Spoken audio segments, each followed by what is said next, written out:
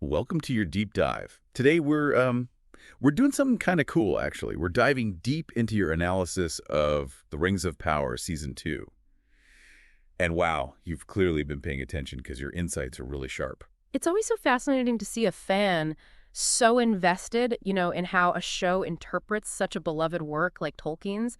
And you've given us a lot to unpack here, especially your thoughts on how the finale stacks up against the rest of the season. Yeah, you mentioned that despite I think you said some lingering issues, you found the finale more satisfying. You even used the words plot progression.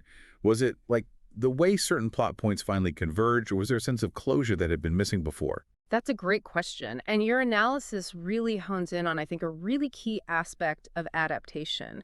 It's one thing to sprinkle in those familiar names and places, right? But it's another to weave them into a story that feels like it's, pushing forward, especially when the source material is structured so differently. And what's fascinating here is that you're highlighting how the finale, even with its flaws, managed to achieve a sense of momentum that I think we can both agree had been lacking a bit before. Totally. It's like the difference between wandering through a forest and finally finding a path, Yeah. right? You're still surrounded by the same elements, but now there's a sense of direction, like a purpose to the journey. But speaking of trying to ground this fantastical world, you also pointed out several references to Tolkien's canon that particularly stood out to you. Manwë, Gondolin, Anarion, and the future Rivendell. It's almost like you're on a treasure hunt, spotting those familiar landmarks amidst a very different landscape. And you're clearly delighted when you find them. Your comment about Anarion in particular caught my eye. For those who might not recall, he's a pretty significant figure in the Second Age, destined to become a king of Gondor. So even his name appearing, even briefly, hints at the potential for future storylines that could delve deeper into, the lore. It's like the writers are tossing a lifeline to those of us who crave those connections to Tolkien's world. It's almost like they know we're hungry for it, right? But then they go and serve us up. And a Balrog. Don't get me wrong. Visually, it's incredible. You even said so yourself. But story-wise, its appearance in this episode and the king's death tied to it felt off. Even, I don't know, contradictory to Tolkien's own narrative. It's like they're speaking the language, but with a strained accent.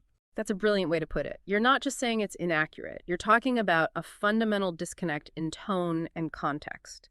In Tolkien's world, the Balrog's awakening is this cataclysmic event that happens much later in the timeline.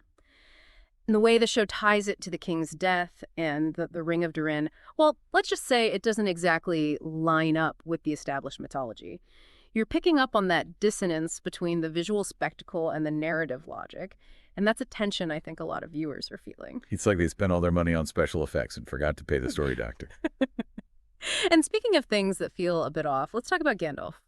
From his origins to his staff to that line about wizards choosing their staffs, which, by the way, totally reminded me of a certain other wizarding franchise, it felt like a missed opportunity to really dig into his character. You even mentioned inaccuracies regarding the number of Istari, which, for our listeners, refers to the order of wizards Gandalf belongs to. It seems like they're trying to fit a square peg into a round hole with him. And you're right to point that out. It's one thing to make changes for a new medium, right?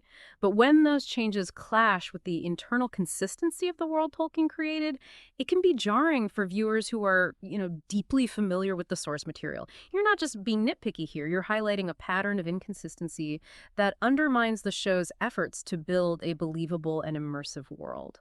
It's like they're so busy trying to impress us with the scale and the visuals that they're forgetting the small details, the nuances that make Tolkien's world so rich and believable. And nowhere is that more apparent than in the way they handled Numenor this season.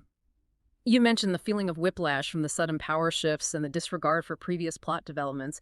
It's like they hit the reset button halfway through the season, leaving us wondering what the point of it all was. And your frustration is understandable, especially considering how much potential there was in exploring Numenor's culture and its, eventual downfall. You mentioned the significance of finally understanding what true Numenor refers to, a concept that suggests a deeper, more spiritual connection to the Valar, the godlike beings in Tolkien's world. But even that revelation feels rushed, almost lost in the shuffle of everything else that's happening. It's like they're more concerned with getting to the next big set piece than they are with allowing the story and the characters to breathe. And don't even get me started on Galadriel surviving that fall. I mean, come on. Even Legolas would have needed a soft landing after that one. It feels like another example of the show prioritizing visual flair over logic and consequences. Yeah. And then there's the orc's sudden change of heart, which I gotta say, left me scratching my head. One minute they're loyal to their leader, the next they're pledging allegiance to Sauron with, it felt like, zero explanation. It's like the writers just decided, okay, time for a plot twist. Yeah. Without considering the ramifications or offering a believable motivation for such a drastic shift. You've hit on a crucial point about good storytelling. Twists and turns are great, but they need to feel earned, like they emerge organically from the characters and the world you've created. The orcs' decision, as you pointed out, lacks that organic development, and it makes their actions feel less like choices and more like plot devices, which can be incredibly frustrating for viewers who are invested in the story's internal logic. It's like you said earlier, they're speaking a language, but the grammar is all wrong. Exactly. And it's not just about grammatical errors, it's about the spirit of the language itself.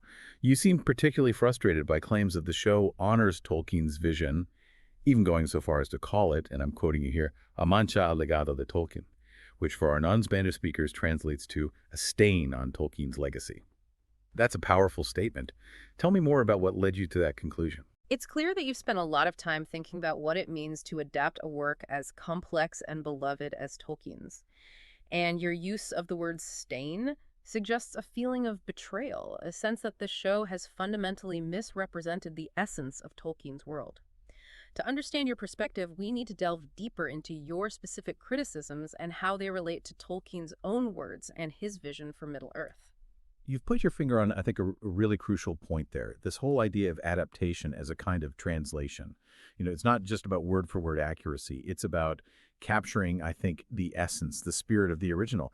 And you've really eloquently articulated why you feel like The Rings of Power falls a bit short in that regard. You've even drawn kind of a really fascinating parallel between this season and a previous adaptation of Tolkien's work, one that Tolkien himself actually criticized. Oh, interesting. Yeah. Okay, I love where you're going with this. So you're saying that to truly understand your critique, we need to go back to the source, back to Tolkien's own views on adaptation. So this isn't just about fan nitpicking.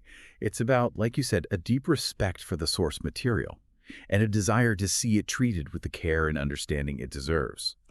Now, you also mentioned something really interesting in your analysis, that you actually enjoyed Season 1 more than Season 2, even though, like you said, Season 2 had more direct connections to the lore. That seems, I don't know, counterintuitive. Walk me through that. Yeah, it is. It's one of those fascinating paradoxes of adaptation, isn't it? You'd think that more fidelity to the source material would automatically equal, a more satisfying viewing experience, especially for those diehard fans. But as your analysis, I think, really smartly points out, it's not always that simple. Right. You suggest that Season 1, while largely invented, had a stronger sense of narrative cohesion. It felt like the writers, even when they were coloring outside the lines, were still working within the same world. Following, I guess you could say, the same rules. Yeah.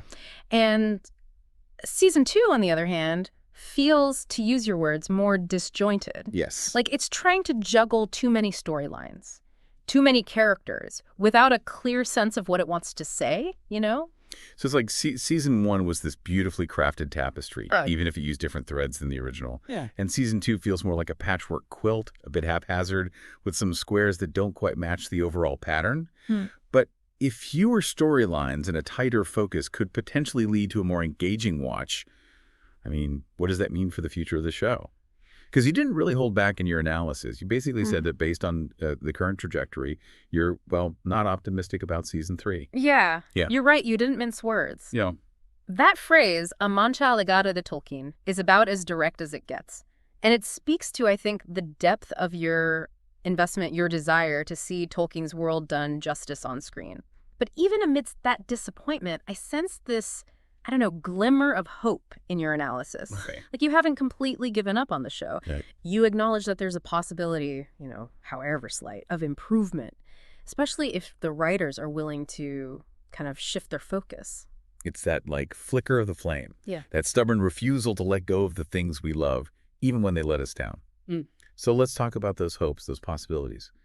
What would it take for The Rings of Power to win back those viewers who, like you, are feeling, I think it's fair to say, let down? What needs to change in Season 3 to erase that stain and move forward in a way that feels both true to Tolkien's vision and exciting in its own right? It feels like, we're standing at a crossroads with this show, right? On the one hand, we have these incredible visuals and this epic scope that truly captures the grandeur of Tolkien's world. Right. But then on the other hand, we have all these inconsistencies. These narrative choices that leave some viewers, like yourself, feeling, I think it's fair to say, let down. So knowing what we know now, how do we bridge that gap? What could the show have done differently, especially with those key moments that felt rushed or unearned? That's the question I think every adaptation grapples with. How to remain faithful to the spirit of the original while also, forging its own path. Take the Balrog, for instance. Your analysis really highlighted that disconnect between its visually stunning appearance and its, well, kind of awkward placement in the story. Yeah. Now imagine if instead of this sudden reveal, they had woven the threat of the Balrog more subtly throughout the season, Okay. building a sense of creeping dread, Yeah. of this ancient power stirring beneath the mountains. Oh, chills. Mhm. I can practically hear those whispers in the mines, feel the tremors in the earth as this ancient evil slowly awakens. It's giving slow burn, it's giving foreshadowing, it's giving, I think most importantly, respect to the source material. Now that's what I call honoring the legacy. Exactly. It's about understanding the weight that moment carries, in Tolkien's world, and finding a way to translate that weight, that sense of impending doom, to the screen. And it's not just about the spectacle, it's about the emotional impact, Yeah. the way it ripples through the characters and their choices. Imagine the tension, the moral dilemmas, if the forging of the One Ring had been saved for a truly climactic moment, perhaps even as a season finale, instead of being depicted in a way that I think some viewers found, well, a little underwhelming. Okay, stop. You had me at season finale. That's not just good storytelling, that's good television. You're building anticipation, you're letting the stakes simmer, and then you unleash the full force of that moment when the audience is totally invested. And you know what else? That slower burn would give those nuanced characters you mentioned time to really breathe. Imagine Galadriel wrestling with the temptation of the rings, her ambition battling against her wisdom, or Elrond, caught between his loyalty to Gil-galad and his growing unease about the path they're on. Yes, you're speaking my language. It's about allowing these characters who are already so well defined in Tolkien's work to grapple with these complex choices, to make mistakes, to surprise us. Wow.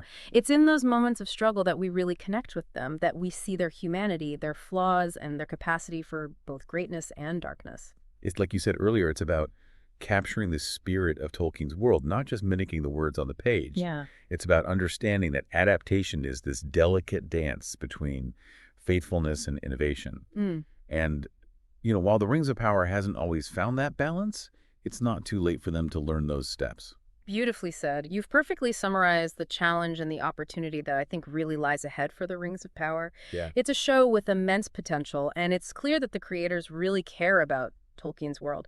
The question is, will they listen to the voices of viewers like you who are offering these really thoughtful critiques rooted in a, let's be honest, deep love for the source material? That's the million-dollar question, isn't it? And it's one that we'll all be pondering as we wait, with bated breath and maybe a touch of cautious optimism, for the next chapter in this epic saga. To our listener, we leave you with this. What are your hopes for the future of the Rings of Power?